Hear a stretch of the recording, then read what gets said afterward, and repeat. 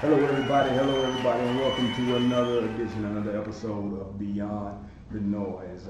Usually I start out and tell a story or I give a nice little cool message or whatnot. But today I want to make sure that we get right into it, and I just only have a few rules today. Okay, say what you feel, say what you think, back it with what you like, but make sure the foundation is laid on respect. Again, make sure the foundation is laid on respect.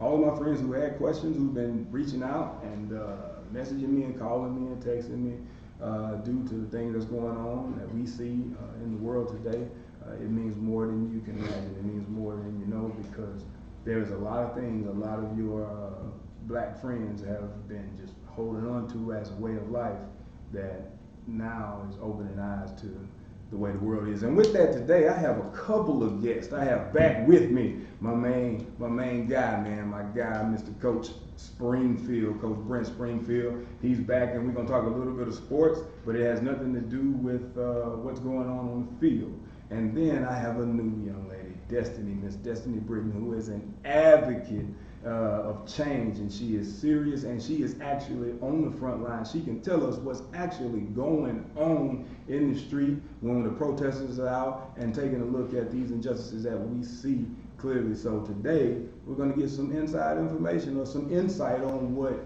has really transpired, not on what you see on TV or first glance, but from people who are standing right there, and then from people who are going through the same things that we're going through. So everybody who is interested in help, today we are excited about the opportunity to help. Are we on? We on the big screen? It's coming up. All right, cool. All right, so here we go. Miss Destiny, you were in Dallas or Fort Worth? Which one? Both. You I was was in Dallas in and Dallas Fort Worth. on Friday, and I was in Fort Worth last night. What for? What? Huh? What for?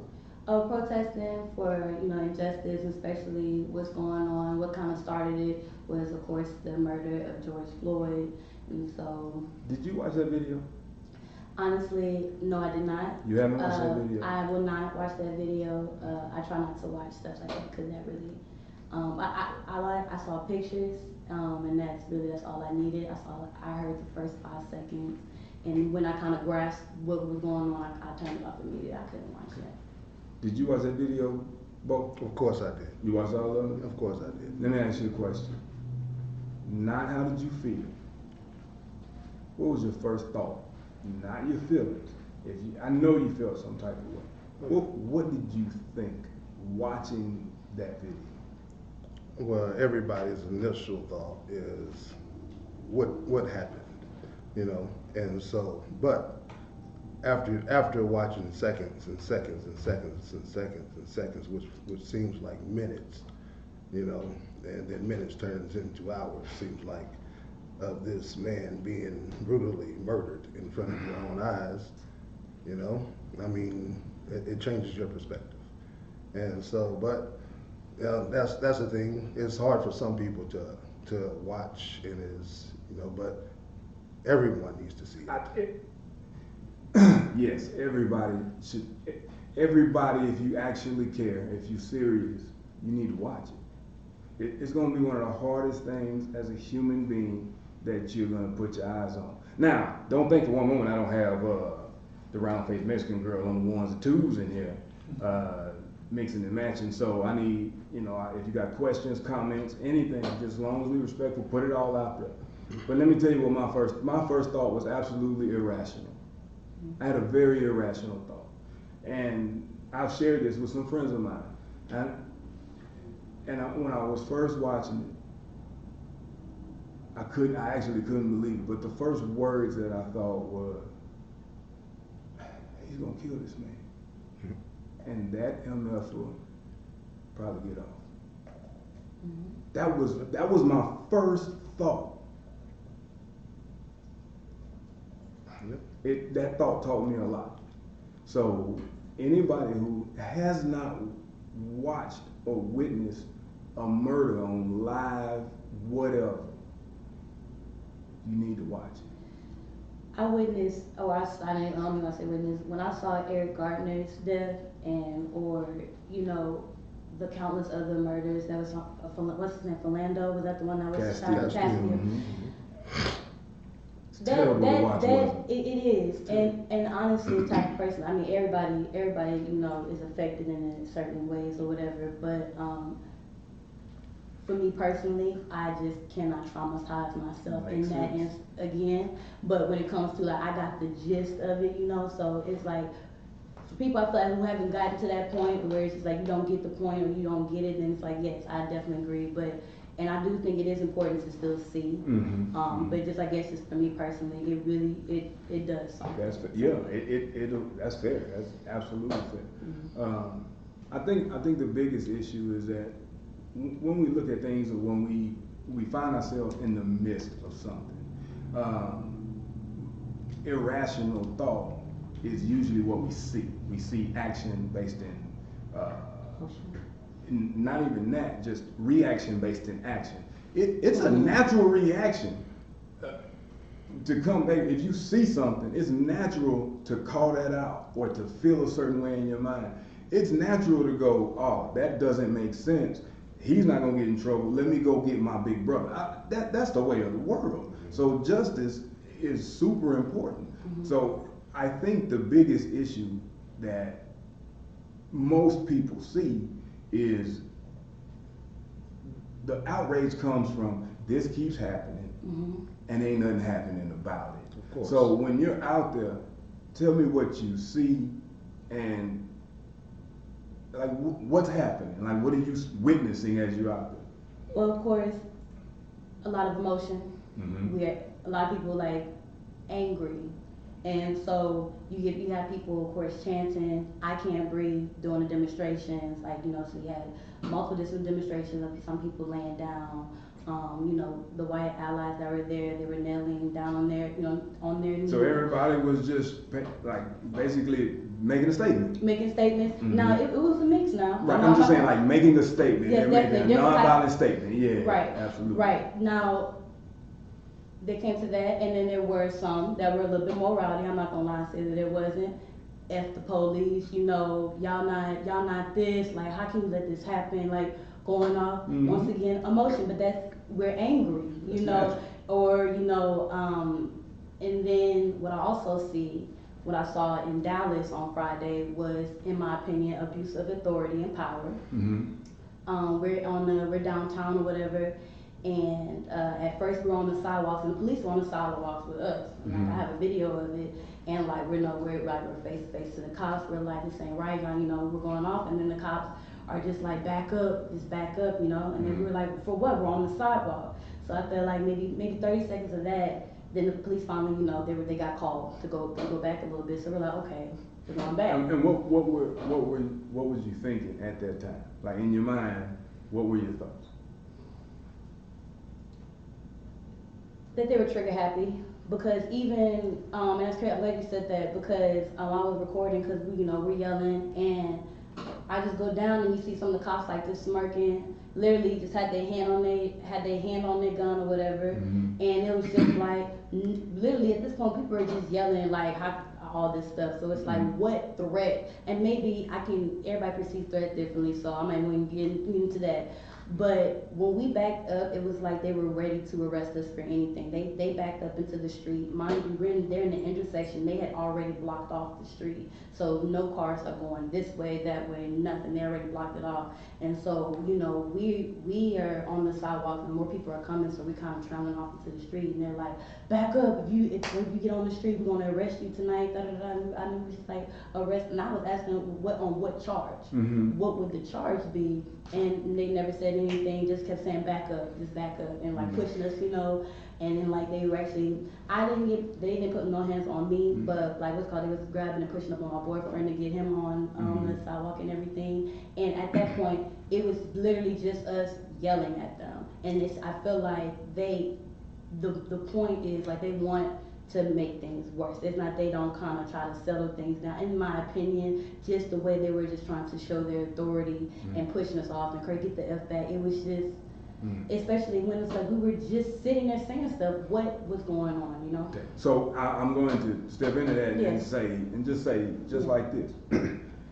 I understand exactly what you're saying, and at the same time, it's a heightened situation, right? Yes. Everything is heightened. So some of them officers, they want to get home to their kids too. Some of them, they don't really want to be a part of what's going on out there. So, and just being fair, I understand the intensity of the situation, okay? Yes. Because you said a whole bunch of stuff that makes a whole lot of sense. If I'm in any uniform and people are marching, yelling and screaming for the cause, I might be in full agreement, but I still need to be ready because I don't know who is all that's based on. But I want you to think about this. I'm gonna keep it at this point. You guys are yelling and screaming and doing what protesters do, right? And it seemed that it could be a very interesting, intense situation. Bo, Yeah. you ever been pulled over by the police? Yes. Have you ever been pulled over by the police for anything you were doing wrong, speeding or whatnot? Yes. Give me an example of what actually happened when you got pulled over, and tell the people why you got pulled over. I hope I make it home. Number one, you know, because it's been times that you and I have been together. Oh, yeah. So we were on our way to El Paso. Yes. And we were driving 76 and a 75, and we had just passed a car. Now, I don't want people to listen to this story for the stop. I don't know if we got stopped because we were black or not. What I was told, we got stopped because I was driving in the passing lane, right or wrong, Bo? Yes, but it's a very funny story. Yeah, hilarious story. However, we're just going to tell the story based on how we were treated upon that stop. No doubt. Go ahead, Bo. Tell them about it. Well, I was, as you know, we were, as you said, we were almost in El Paso. Going to pick up a car. Middle of the night. And so we both get pulled over and everything, and so we doing absolutely nothing wrong, had nothing on us as far as guns, weapons, drugs, anything. Nothing. So, you know, and I take, you know, when we get pulled out and, you know, they ask for, they say, you know, sir, can we have your ID? You know, so Graves getting his ID and he hands it, so he's, no, so I said your ID, this is your debit card. Yeah, I was so nervous, I gave him my debit card. He's nervous. I was so nervous, I gave him. I'm talking about it's pitch black. Nobody out there, you know what I mean? And so, now after all this, it's just, next thing we know is. Well, he got backup, he called for backup. Another car shows up, you know, another police car shows up. So, he comes back up to the car, would y'all please step out the car? We're like, what did we do? For what? Step out the car for what? You know, and so he's like, will you please step out the car? So we step out the car, stand over to the side of the highway. Once we stand out over to the side of the highway, they had zero probable cause. What did they do? Took him into the woods. Wow. Had another car show up, popped the trunk, searched the car, Took everything, on the other side of the everything street, out of the car. Everything out of the car. I'm talking about everything. Now, mind you, I got pulled over for driving.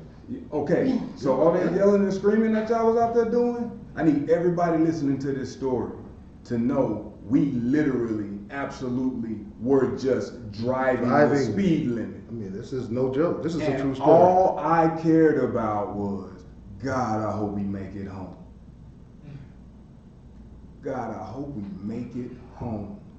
They took my homeboy out in the woods just to see if I would lie about his name. Yep. You know what they said to us whenever they finished going through the truck? Bo, if it wasn't for the accident that happened behind us, I'm gonna tell you what we was probably gonna go to jail. Yeah, God, I mean, I don't know. It was ridiculous because it was like Dukes of Hazzard. I'm telling you. And so next thing you know, here comes a car flying down the road, losing control, and I mean goes up on the hill, airborne. You know, I mean, just and next thing you know, they had to go run and save these. It was two young ladies. You know, they come crawling out the back window. Yep. This is a true story. The police turn back and look at us and say, our stuff, our clothes, all over the ground. They look at us and say, they took everything out the bags, everything. You guys take care of that, and they took off running the other direction. Pack your car up and leave. So we had to pick up all our stuff, pick it in the car, and leave. So I was with this man. So know what you're fighting for. Yeah. So Greg, can I make a quick comment? Absolutely. And if anybody got any comments, please. Yeah. So the reason I want to comment is because just 2 years ago, right up the street here at the dollar store, and I told Patricia this, I'm coming out of the dollar store, there's a white woman behind me.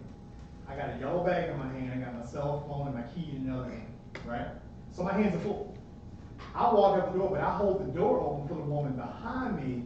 3 Pantego police officers come out with their guns, tell me to step out, come in, come out, step out, told her to go back in the store. I come out the store, right? I'm standing up against the wall in front of it.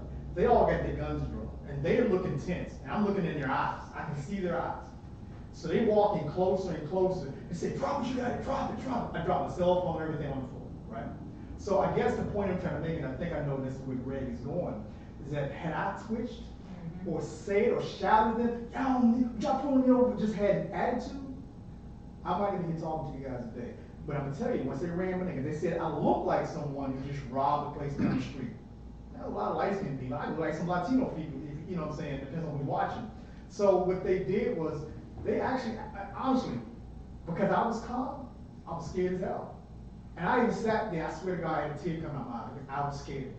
The guys actually picked up my stuff, handed it to me, gave me my ID back, and said, we're sorry, we got the wrong person, and let me go. So what I'm saying is, I understand exactly what Greg means. You know, you gotta go along until you get along. This is a protest, right? Those officers had nothing to do with what happened in Minnesota.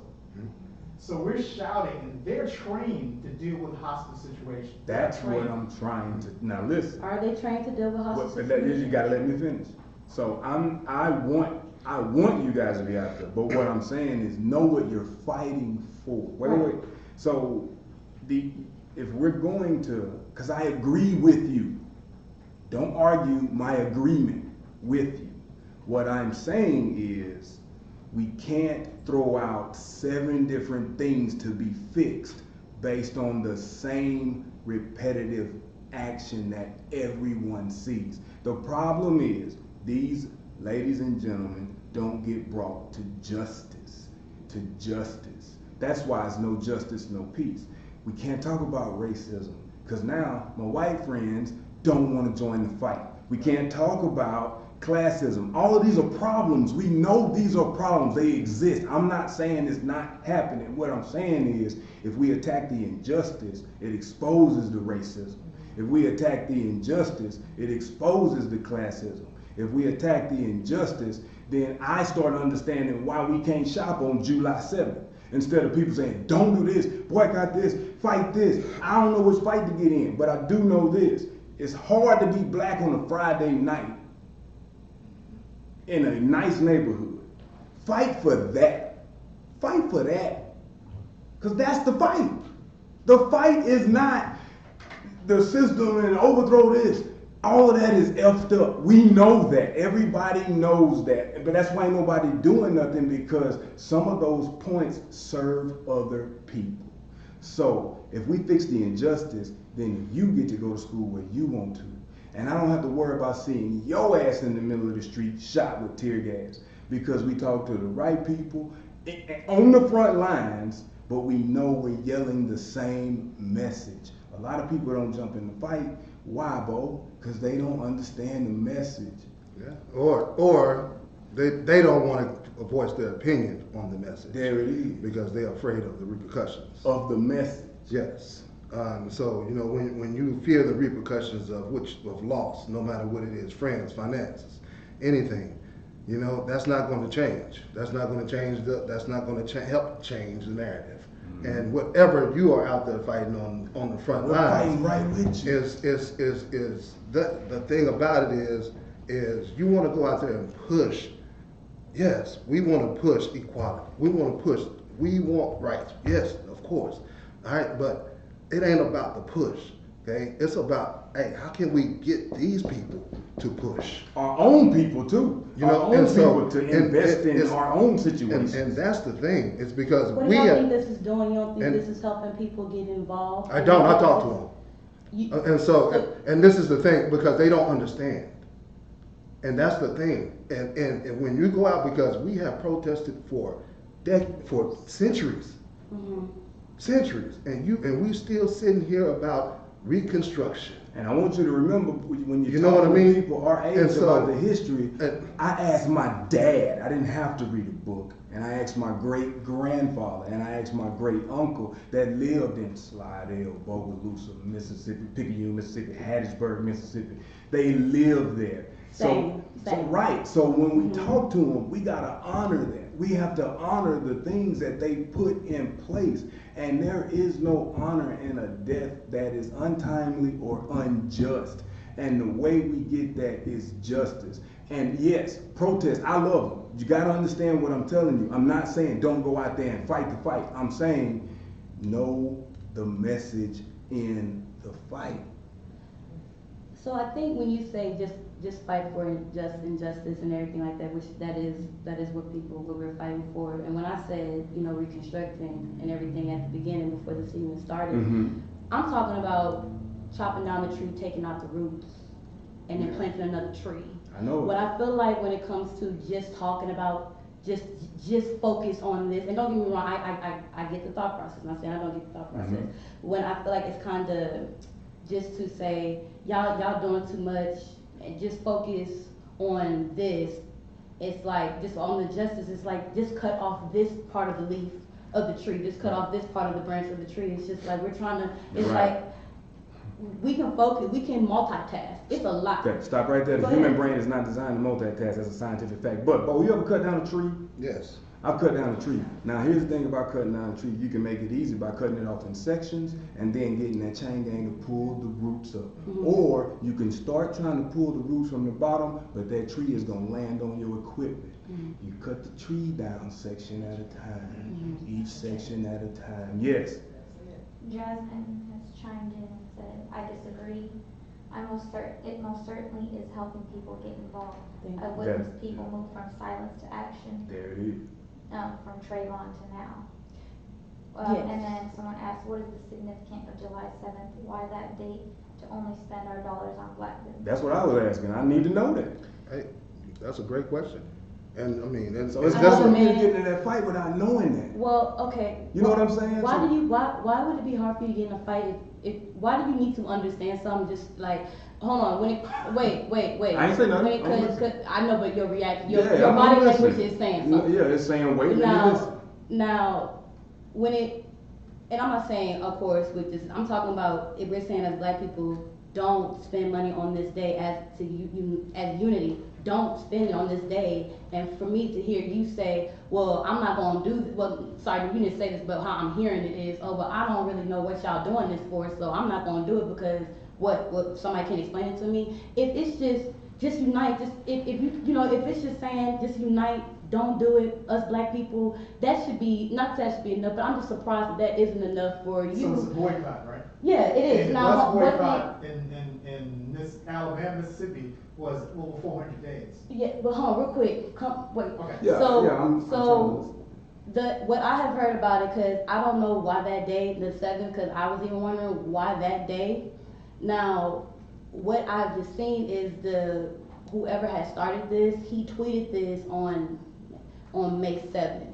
So we're kind of like, he said it gives people enough time, it gives people exactly 60 days or whatever to get prepared not to spend money on this day. So I don't know if that day has any I don't think it has any historic meaning to it at all. But it's just to show that how much black people, how much we contribute to the economy, how we are, like, how much we consume and everything like that, just to show, stop, just one day, just to show how much we can affect, just one day. Now I'm not definitely, with how the boycotts, how for hundreds of days, definitely, but I feel like it's important just for us to say, hey, we just one day, just shut it down, let's see how it reacts. And then I feel like, now, who's not to say that if we see that how we affect the economy, who say this isn't like a domino effect that, all right, let's just spread this out. Obviously, this affected them, let's keep this up, let's keep this going. So you never know. Maybe it can branch out, maybe it can be like, maybe do it for a week. It's a movement, that makes sense. Right. This can possibly be something that's just as a guinea pig little experiment for us to do. That makes sense. Now, I just want to step back and say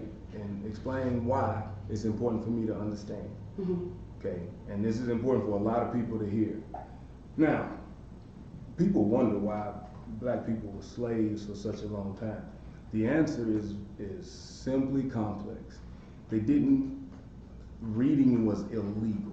It was against the law for any black person to read. The reason being is twofold. Number one, many of the white people of that time couldn't read.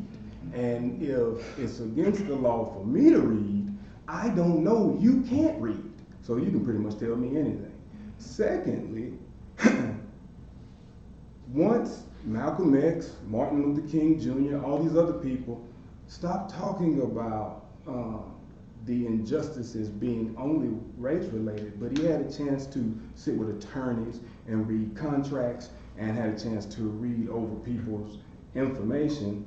He changed the narrative that we need to understand our business and our spending dollar and where it's going, but we need to understand it. And then also, all of my Baptist people and all of the Christians and the Protestants, the Bible talks about all the things you get and all the gifts, but it says in all thy getting and everything on earth that you get, no matter what it is, get understanding. That's why I need to know what happens on that date. So when somebody sits with me and I say, all right, we don't want to spend no money on this day. Why not? Okay, I understand this. It'll affect this. Well, what about this? Oh, Greg, that's the way that works. See, movements require action that get results. So, and the pen is mightier than the sword. So I guarantee you, when we're out there moving the street with the same message, people have to listen, because in order to affect people's situation, you have to be able to read their playbook. Yes? People would like for you guys to let Destiny talk. Yeah, absolutely. She asked her That's what question. they said. All right. I just want to, you said something that I wanted to know on. I just went completely where you said that. I'm so sorry. Okay. My bad, people. What was I talking about? And then we can refresh it. Sorry. Yeah, no, refresh. You Yeah. said something. And which Understanding. arena? Sorry. Okay. Sorry. Okay, sorry. understanding. Yeah, yeah. Now. So my apologies if I came across as not to that you shouldn't want to understand this, because even asking Gracie, I always ask questions. Some of if I don't get something, I'm gonna keep asking to have understanding. So my apologies that came across as like it's not important for you to get understanding, because it is with anything. Where I was mostly starting with you talking about, because how I kind of took what you were saying to me was, I'm not going to support this black movement if I don't understand what's going on. Y'all not really explaining this enough for me to back onto this. So until y'all explain this to me, I'm not going to back it. And that's when I was like, you don't need to have understanding in order just to unite with the black people. That's what we're telling you what we're going to do. Right. So that's kind of, so I understand. You get where I was coming from. So perspective. So I understand you. So you never have to apologize like that. Oh no. I know. Just fire up, because now we understand each other. So like that's the only reason I try to, that makes perfect sense. Now, in the arena you live in, this young lady is young enough to be your niece, your daughter, and stuff like that. How does that affect what they're doing? Because, like I said, we're on the same squad. I'm a big fan. I'm just asking us to point the arrow at one target. That's all I'm saying. How does that affect you? How does it make you feel? How does what affect? Like knowing that these youngsters are out there in the way that it's designed, the way that they say, and that things are happening, that the world can now pay attention to what she's saying. Yeah, and that's the arena that I'm in, and I'm a teacher, and so I teach, and I teach seniors, so I talk about voting all the time. All right, and so I sign them up for voting in my classroom. So go to registration every year. So it's a big thing to me, and the thing about it is nothing's going to change. My generation, we made things get better, and so a little bit better. And then the next generation, that things get a little bit better. Okay, but the millennials, quote unquote, or whatever. Okay, they need to be wide awake, because what's going on right now is creating the change, and so the children, whatever, 18, 25, okay, that age group right there is very integral into what's going on in this time, because that's where they're the ones who are going to be the future senators. They're the ones who are going to be the future mayors. They're the ones who are going to be in the small, population of politics. Okay, that we need to really hit, all right, in order before you get up top. You know what I'm saying? Because that's where you're gonna create change. And so when y'all are out there on the front line, it's how many of y'all are gonna go out there and push it to where you bringing everybody, and not just, you know, I'm all for the movement. I'm all for the protest. You know, why wouldn't I be? Right. Y'all, and so, and that's, and you know, and that's the thing, it's like, but a lot of people, and that's what you, that they need the understanding, and they need to be able to be talked to, because they see it, okay? But they still always, when, this is, let me just knowledge talk, this has been one of the worst times, okay, of history that I can think of, okay? Because you had COVID-19, correct? All right, and in COVID, you've had all these people, okay, at home, young people, all right, that we teach daily at home in these houses, okay, with ideologies that some people don't believe in, okay, and they don't have a choice because they are confined in these homes for months, okay, 24 hours around their parents daily, okay, all right, and so that's the thing that I'm thinking about when I go back in the school system, you know, is what kind of child am I going to have? Because this child hadn't been around multitudes of people for months. They haven't been around their friends. They haven't been around, you know, now they are, you know, and everything like that. And so when all of that comes together, it's like, you know, it's scary. For me, I think about how proud I am literally of you and how scared I am for me and how scared I am for you. Like I really do. So then the second part is, well, I can go out there guns blazing, but at the same time, I'm gonna stand in front of my own business guns blazing. So I understand, because I'll stand right next to you guns blazing. What I keep saying is, all I'm saying is, to me, for it to make sense, because we have to point our message one way, because that's how it's fair to all the unjust deaths. You know what I'm saying? We know, young lady, I promise you, we know it's wrong. It's crazy to think, if people think we're arguing, it's insane. But I also know, if you point me in the direction everybody's going, I'll just keep feeding ammo so we can make real change, because the change is made through the changers of the policies. You have an opportunity to affect that if you know that it's gonna take one change at a time. How we get about it, whatever. You can't change it all at once. That's all we're saying. So, help me understand what else going on out there. I kind of want to go back. You had said something, or I know kind of got the gist of what else are we doing, what else we've been working to, like, are the people that are out there, are they actually doing things to educate or doing things to rally and things like that, or what are the steps? What's the steps, right? Outside of the rallies, because people can help. And I feel like sometimes we think because we don't see it, it's not happening, and I just kind of want to reassure that it is happening. In San Antonio, when I was in school, even sometimes I even volunteer still at the Northeast Promise Project that they have.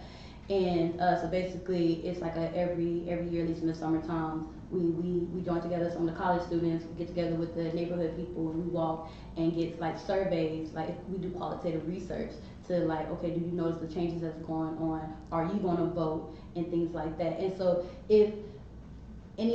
so I feel that to say, there are a lot of different programs to try to get people out, to try to get people's voices heard, and to try to help them understand, because, you know, we even see that, you know, the rich neighborhoods are making decisions for the poor neighborhoods, right? We see in like red light, and there's so much, right? So we do see it, and it is a lot to attack, and yes, we do need to, I feel like it's very important to prioritize, because like I said, yes, at first you were right when I said we can multitask. Sometimes it's not wise. It's not wise. So that's why. So, and I meant, because I said even last night, so I don't know why I said that, but I know it's best we need to come together to prioritize on what we need to do. And so I definitely agree. Like, I mean, right now it's kind of so to speak, we're making noise, but it's noise that needs to be heard at the end of the day. You know what I'm saying? Because this is literally. I had a cousin, I have actually multiple cousins, come to me, ask me, you know, you're doing this over just like those 4 bad cops didn't do nothing to you. Right. It's not about them. Exactly. And I think you said something about that too. It's not about them. Exactly. It's, if anything, because that did affect me, think of that as a straw on the camel's back, because it happens. That's why I said we gotta watch it. Exactly, but that's also why for me personally, I'm out there. For me, I want to say, I was out there, not only just for justice for George Floyd, because for me, how I feel, I'm mad at because of the injustice, because of this system that allows it to happen, right? And so, and I also want everybody to let's just take heed when they not. Cause you said something when you told your story. You told your story about how y'all got pulled over and y'all were to shout and everything. Yep. And you told your story. You was to shout and everything. So and how it would have been and everything. So I just want us to talk about respectability politics, and we shouldn't have to do that. Cops shouldn't. Right. Right. I love We what shouldn't you're have to do saying. that. Yep. So and also I just want to make a point. It was like 3-4 weeks ago, I had posted this on this video of white protesters protesting against social distancing and wearing masks, right? And then Gracie on my line, I posted on Facebook. I said, okay, I just want to make note. I'm gonna post this here so when the next time an innocent black man is killed for non-violent, for you know what I'm saying, A nonviolent offense. that non-violent offense, the next time that you see peaceful protesting and then the cops, the tear gas, I literally said this, and then 3 weeks later, this happened with George Floyd, and then I reposted, here it is, and it is so crazy. It's important to see how they treat us versus how they treat our Now you see why I asked the questions I asked. No, yes, but right. But I just feel like it's kind of like, like I get it. While some people can be like, cops are scared. They want to get home to their families. Don't join the force. Now Have you some see courage, why I asked bravery. that. Why are you on the force? Why are you scared? Why? Is the question. Exactly. Right. So it's important for us to how it's being related. Even Trump, I'm glad I thought about this. Even when he said something about he said those good people. What did he say? Please pull it up. He said something. There he was are like, many good people out there. There are many good people out there who's using their, who's trying to say they're talking, they're just speaking their rights. Let's talk business. Right. And then when it's us, those thugs. All right, so I want to stop you right there. Go ahead. Because we're on the same page. Yes. When you hear the word thug, when you hear the word thug, what's the first thought in your mind? You talking about what? That's the code for black. Thank you. Code for black. I need everybody to understand that's how that. But when you hear somebody say, "Don't dress like a thug," what's the first thing you think? They're talking about black people. Talking about black people. The hood. Yeah. Black people don't want to be in the hood. Black people don't want to feel like a hood. I wear my hat to the back everywhere, and I got a degree. No, right. I mean, so be it.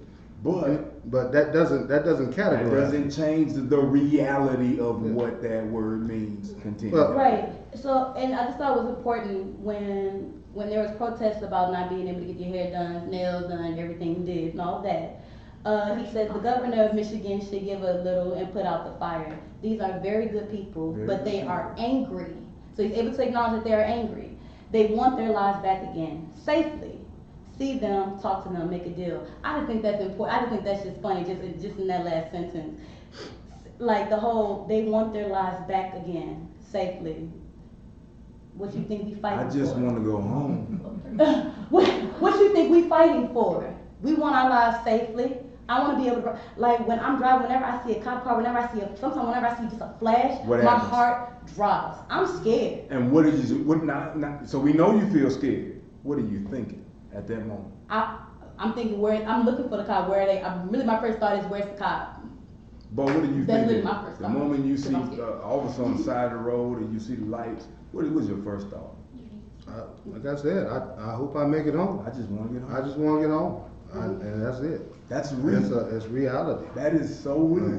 Because of what we've been caught up in, and so, and it's at the end of the day, and where we come to all this, and when all this stuff comes, because all this stuff will end, the rallies and all that stuff and everything, and protests and everything. Let me ask you this: what's the end game? When all it does, what do you think the end game, from your perspective, being out there on the front line, what is the end game? Well, for what's the focus is right now is for George Floyd. So that's what my understanding is. We're talking about the end game for this, what we're doing right now. What is for George? For we want all 4 of those cops. I believe it was 4 cops altogether involved, right? We want all 4 of them brought to. We want to go to trial, and we want them. We need them doing time. You know because what usually happens is they get charged, we get excited, and then they get dismissed. Exactly. You want justice. I want justice for that. That is for specifically for what we want George Floyd. Now, I believe that the protest was the only reason what brought him to get arrested last week was because we was making noise. I say the same thing. Just like, and so I think it's really important that knowledge is power, as I say, but knowing what's going on is really important. Just like with the 2 white men, and the third one who had recorded that black man that was jogging. What's his name? Thank you.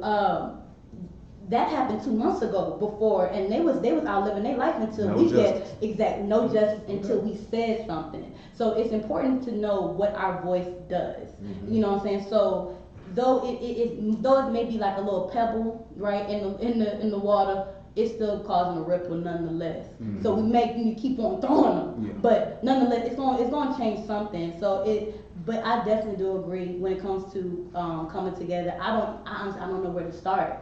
It's like we don't really have the leaders that we had back when we don't kind of have that. Well, that was my point. But we don't it's not mainstream. That's kind of what I meant when I say leaders, because they of course they propaganded Martin Luther King because they want us to be docile and everything. I'm not even into that, but we don't really have that mainstream. I guess I'll say it like that, because if it's known, it's known. But so that leads me to my next.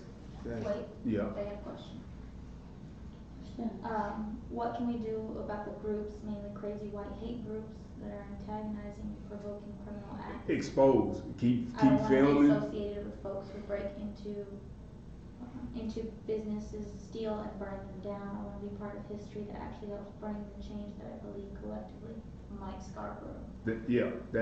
I played football, Mike. You played football. Shout out to Mike, man. Shout out to Mike. We play football together. What we do is exactly what you're doing. You expose them. Mm-hmm. I've seen more people who never would have been exposed get exposed. That's why I keep saying we fighting the same fight. Yes. So it ain't about, and I don't mean to cut you off, but it ain't about just exposing them. Okay, because they'll be brought to justice under exposure. Yeah, I mean, but it ain't just about exposing them. It's about you can't call them out. It ain't even just that. Yeah, I mean, it's you have to believe it. Believe it. People's livelihoods.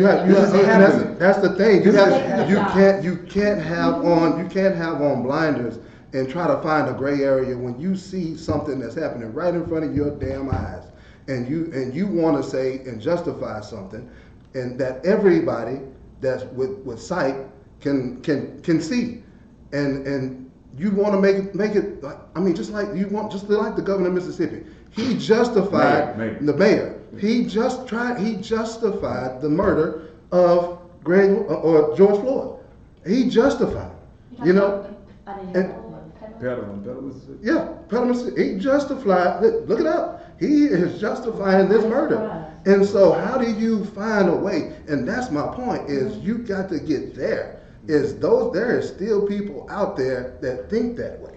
And when you have murder in front of your face, okay, and you are still going to justify it. And that's the people that you got to root out, and that's the people that we need, people that look like him to root his ass out. So simple. So what do we do? Because I love it when we get. Now what do we do? So I'm gonna ask you. You went to school at UTSA, correct? When did you graduate? 2016. You graduated in 2016. Did you go on a scholarship at all, or did you pay for school?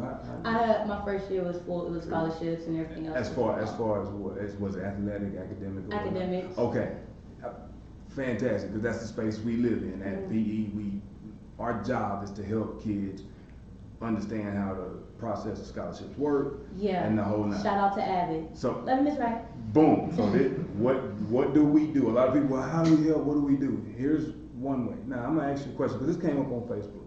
It was talking about getting, pull kids out of big schools, mainstream schools or D1s and send them to HBCUs. Now, I am very well versed in how the economic situation and scholarships and all of that stuff works with that. So I'm gonna get into that. But I'm asking you, you said shout out to Avid. Shout out to Miss Wright. Miss Wright does, I love Miss Wright. Love Miss She Wright. doesn't even teach me. But they paid for your school. What did you have to do for that? To get those scholarships? What? So in my class, of course, we took time to do scholarships. Everything that I did for college, I did in Avid. So I filled out maybe, it was either 38 or 48 scholarships I filled out. How many? Because you get one out of what, 6 or 8? Yeah. 1 out of 8, and I filled out 48 or something. And it's crazy because also something that they were doing remember at Haltom, like for every scholarship you filled out, you put a raffle in for the prom ticket. So I won my prom ticket because I was, and so I had got my full year. I mean my first year I had. So they paid for that, and you could have kept going after different scholarships and stuff like that. Yeah. I'm asking you to say, now, you standing right out there with everybody out there that looks like you fighting for justice, fighting for peace, fighting for equality. Equity. And you went to a mainstream. You didn't have to go to HBCU, did you? No, I did not have to. I wanted to go. I still want to get my master's. I want to go to Southern University. But you can now because you know how to get scholarships, right? Okay, so all of my people listening, everybody who keep asking what we do, you don't pull people from an educational opportunity. You don't pull people out of the system that you're trying to break. That's called infiltration. You want to infiltrate a system that is not working for you so you can make the design work for you. Mold, double agents. And if everybody out there on the front line, I encourage you to read The Art of War by Sun Tzu.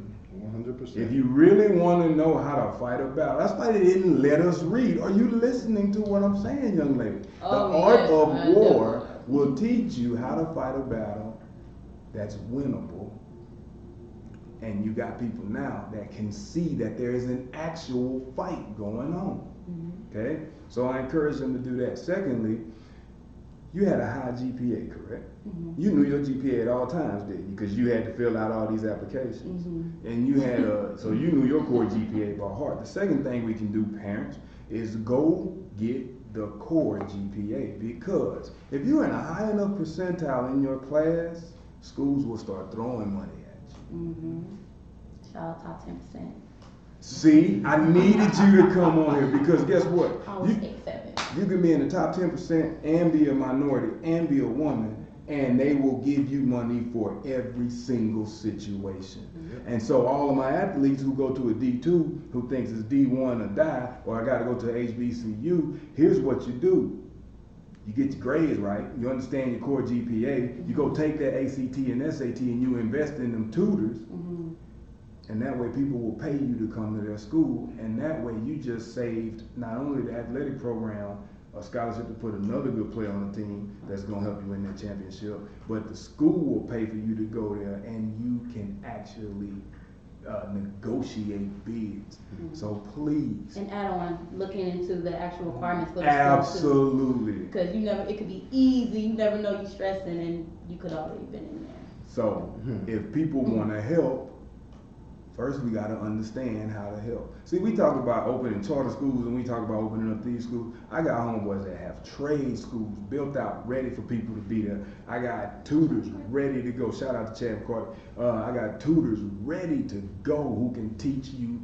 There's a lady, Miss Claudia Murga, who has a 90-something percent placement rate of minorities in major schools, everything from D2s to Princeton. So everybody who wants to help, how about we start finding one channel to fund a program that will allow these people to know exactly where to point that arrow, that the things we're fighting for, or we say we're fighting for. Because the truth is, I just want my nephew to make it home. Yep. I just want him to make it home. See, he's a good football player. Have a chance, not even just make it home, have opportunities. That's what I mean. Just let him make it home. Right. I just want you to make it home, sister. That's it. So when you're out there fighting, I just keep saying, like, I'm asking you hard questions because there is injustice. You will get a pay cut because you're black. It don't matter what you think or what you say, that is the truth. Okay? Do you know what? The NRA calls me. I want everybody on this call to hear this. The NRA literally calls. My name is Gregory Walls. They call me, not knowing that I'm black, and go straight in about how great of a job Donald Trump is doing, how terrible of a job Obama was doing. And the moment I say, I didn't vote for him, they hang up the phone. Wow. That's They get off super fast. Well, Mr. Walls, you know what I'm talking about, they click. So that's what you're fighting for. Wow. Just fighting for justice. Jasmine said, if a system is built on your back, stand up. Period. And a young lady, Ms. Frazier, has put, I keep saying the same thing. This is why financial literacy is so important. So that when you're called upon by your fellow black brothers and sisters to stand up for the cause, you can do so and still afford to cover your monthly expenses. Financial literacy is actually something that, cause one, I got my degree in communication and I studied, not only just public relations and multimedia and things like that, but I studied like the sociology, regular sociology of the black communities, social stratification, criminology and all that good stuff. And one of the things that I gave myself a 10-year goal when I graduated in 2016 was to, at least within 10 years, I was gonna have my my community center, whatever. I'm finally starting to get it up and running on what I need to do. But one of the things that I want in the community center is not just, I want to kind of be like a mixture of a boys and girls club, of course, for the kids, but also I wanted to have classes for adults. And one of the classes that I want to have for adults, and the main one was financial literacy, because it's very important. We don't know nothing about, well, for the most part, about credit, because I didn't know about credit and interest rating, so I started working at the job that I work at. I didn't know about credit until mine was terrible. Exactly. And then you live and you learn, but go ahead. Jasmine also Important. wants to make sure it's important for you guys to know that that's why, hold on, it keeps moving. The black men in the NFL should stop playing for a month. Then, if a system is built on your back, stand up. I agree. But they don't understand where their money works. Cause I didn't understand how money worked as a business owner. I just knew how to make money. Cause I understand how to hustle and grind and treat people and customer service and things of that nature. But we need people to teach people how to keep money. There you go. Now, all these people exist. We're all scattered all over the place. So if you're gonna talk about unity, point them in those directions. That's all I've been saying. Because if everybody's yelling something different, nobody's speaking the same language. So I ain't listening to all the voices. I need one loud voice. One loud voice. And that voice, if you scream injustice and you do something about injustice, people actually listen.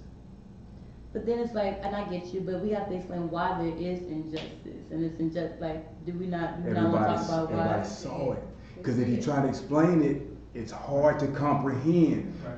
But so everybody saw it, but it's hard to comprehend. Like, it's kind of like a. If you tell them it's hard to comprehend. But if they're watching this man be murdered. And they still don't see it though. Yeah. But they choose not to. Okay, so my point is, now you know your enemy. Right, exactly. So read their book. Play their book. Yes, we are playing by their book. We're talking about the same people. Art of War. Okay, but what did Malcolm X say? What did he say about talking? Violence is the only thing that they understand. I'm not gonna think of the quote. Wait a minute, see, that's what I'm saying. You have to understand that statement and the context of that statement. What was the statement So, in the context? I don't remember, so I'm not gonna try to quote it. But what I'm telling you is, the Art of War is gonna give you that information. But I can tell you what, like MLK said, you know, riots are the voice of the unheard. There you go. Right? You know, I mean, and so this is what your witnesses, and this is what you're seeing today. And my point about I'll tell you, I'm point blank, and I've said it, and I've posted it, and I've said it before. You know, I hate the riots, absolutely hate it. No doubt about it. I hate the looting. I hate all that stuff. I hate it. You know, and if there's people out there that have the ability to create something to advance change, you know, and you hate it too, you know, because and you have a platform or whatever you want to call it, and so that's the thing is if you hate it and you don't want to see it, use your platform to create change. Right. And because all of this stuff, everybody, you know, on the other side, because we've been, I was just listening to it on the radio, and I heard them, and they said, you know, the focus is being changed because everybody's losing the reason why they're rioting or doing, I want you to know. piggyback on that, and definitely what Randy said real quick. I know that protest is important. I grew up in Washington, D.C. Yes. Capitol protests. Mhm. I've seen protests all through my life. Let me ask you, let me cut you. Yeah. When is the last time you seen so many people protesting outside the White House? Outside the White House. Exactly. Yeah. Since you're from D.C., Yeah. look, and then I'm then go to your Yeah. point. I just wanted to ask, I'm sorry. Yeah, you're right. But what I'm saying is protest creates awareness. Right. But just like what Greg was saying, if you don't have a message, then all it's gonna go away. In a couple weeks, couple months, when this thing dies down, or until there's a trial, right? Then it may come back up again. But right now, this thing is gonna fade out. Mhm. It just fade out back during the Obama administration when all the black men were being killed by cops. There was a lot of protests going on, a whole lot of things were going on, and then all of a sudden it kind of went away. So if you don't have a unified message, I agree, because you know something? The Republicans have one. That's my point about the question. What is the end game? Because we can't keep coming back to this and that. We can't keep coming back to this conversation. We are. It's, This one's and, built for us to do it. but that's the thing is, you know, the people that have the ability to break that system need to do their damn job. I don't think And, people can break a system though. I don't No. think individuals can break Well, it. well, in order, well, let's just go back to reconstruction. But your point about reconstruction is breaking down. Yes. Yes. Yeah, I'm not- So I'm not if you're saying- if you're looking to reconstruct, you better hope they can break the system. That's my point. So if you're hoping to reconstruct the system, you better break it down to reconstruct it. And so because what they built is not working. So they're already talking about changing laws about police brutality, about the bystander. You know, the bystander, because you need to be, if you're and that's why they came with the body cameras and all this stuff, you know, and everything, because your partner was not reporting you for bad acts. Okay? So when that partner is not going to report you for a bad act, now they're trying to change the law to get that partner just as much as you are cause of that act to be charged. Okay, those are the laws. That's the things we need to be fighting for, is to change the laws. Yep. You know, because these are the laws that are protecting these people to go out here and murder these people. And now that the stuff is being filmed, and we had stuff filmed before, but not people that look like other people to go out there and fight for this stuff.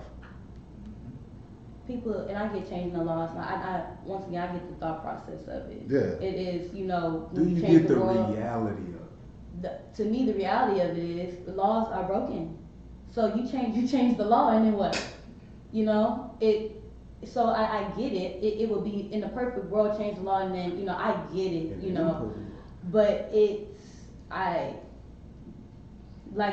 I mean, they started a whole body campaign and they can turn it off. Why is it even an option for them to turn it on and off? Like small things like that. I'm not even talking about the law. I'm talking about the consequences that should be written into law. Yes. So again, Yes. he's talking about. Wait, stop right there, young lady. You gotta understand that the fight is not for a fight. The fight is for justice. And Right.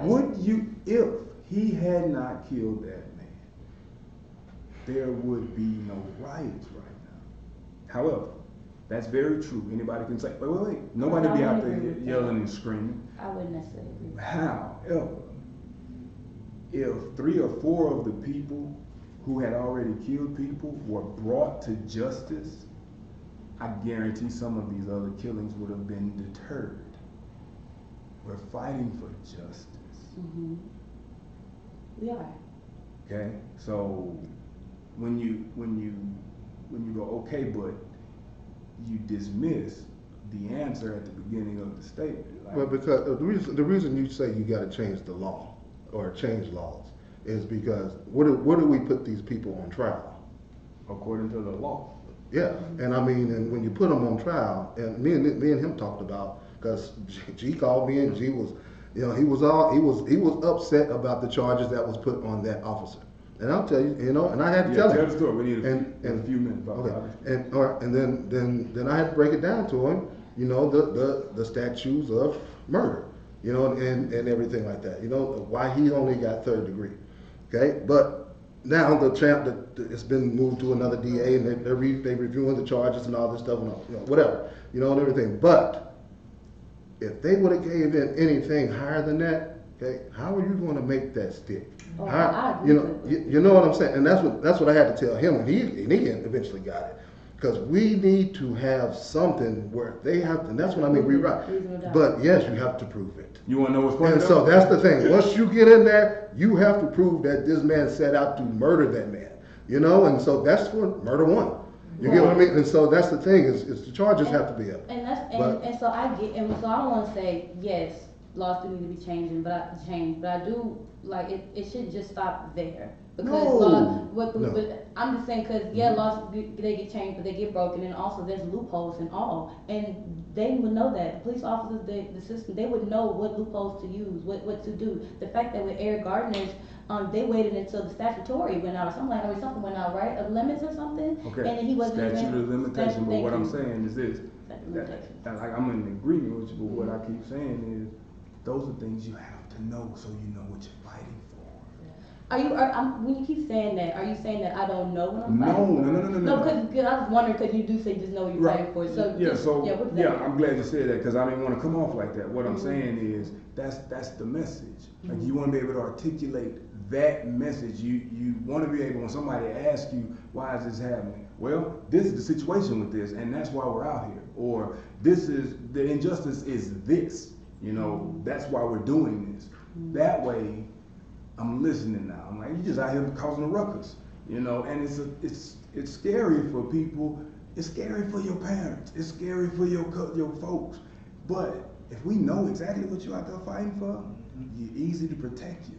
Another thing, and just know, and I'm gonna give you it's beautiful what you're doing. I respect you. I honor it, and I listen because it takes a lot.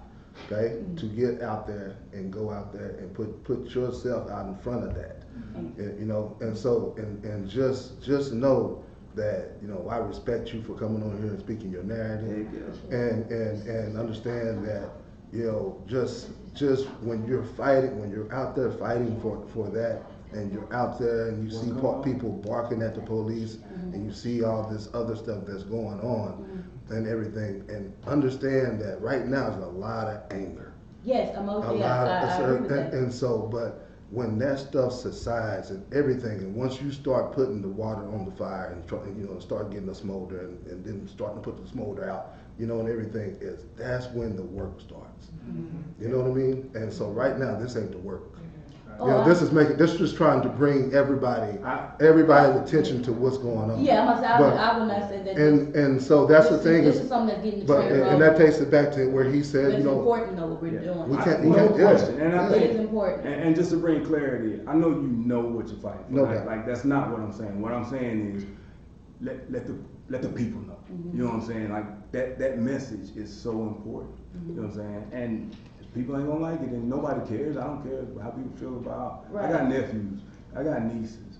You know what I'm saying? That look just like you. Right. And I try to use my saying? platform, like it's Grace to give me my witness. Like I try to, even when I was in school, everything that I learned, I'm putting out there. Like I was always saying something, to the point where I'm losing friends left and right. Because if I make you feel uncomfortable, then you can go. No doubt. And so I do think it's important to use your platform and not know what you're talking about, but you know. Which just like with anything, you got to start somewhere. Yeah. But I definitely do agree that when it comes to, we need to organize and prioritize and come together and have a plan. So I definitely agree with that. But it's like, what I don't know is how to get to that point. Okay. Get in front of those cameras. Well, You see now, those reporters out there? go ahead, yeah, because I'm gonna give you some names to start with.